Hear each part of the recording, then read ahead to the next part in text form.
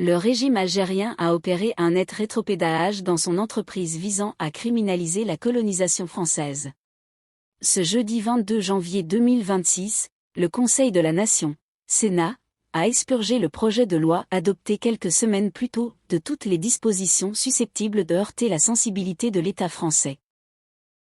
Ainsi, les demandes d'excuses officielles et de réparation financière pour les 132 années de colonisation ont été purement et simplement écartées du texte approuvé par la Chambre haute.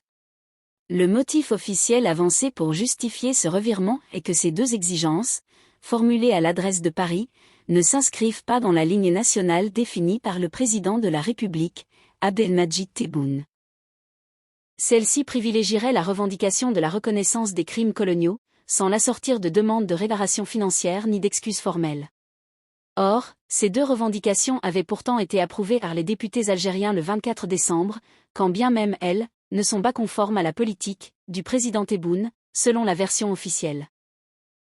Ce changement de cap intervient dans un contexte de reprise des contacts entre le régime algérien et les autorités françaises. Parfaitement conscient de son isolement croissant sur la scène internationale, le pouvoir en place à Alger semble disposé à consentir certaines concessions en vue d'un réchauffement des relations avec Paris. Le 11 janvier, le président Tebboune a ainsi accordé sa grâce aux sans-papiers algériens installés en France, afin de faciliter leur expulsion de l'Hexagone.